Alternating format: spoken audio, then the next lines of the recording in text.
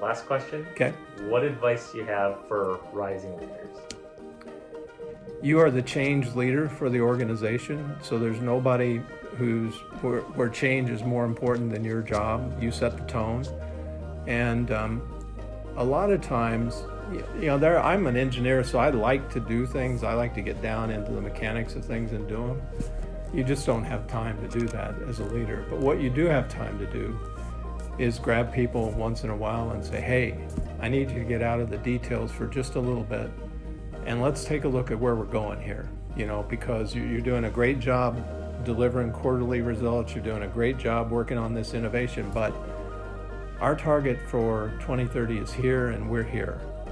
And so we need to think about the impact, the size, the scale, the scope, the speed of what we're doing.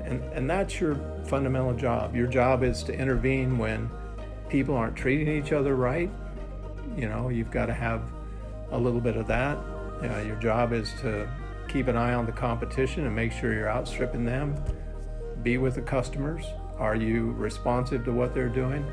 Talk to your investors so you keep them on board. Keep your board together. There's a lot to this job, and people are like, what's it like being CEO? What's different about being CEO than what you'd imagine? I said, I play more defense some days than I really expected to. I thought being CEO would be more offense, but some days it feels like you're the hockey goalie in a power play, trying to fend everything off. And in this environment right now, it feels that way.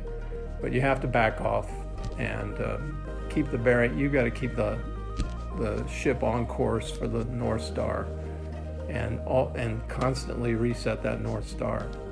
That's your job, and that's honestly what makes it fun.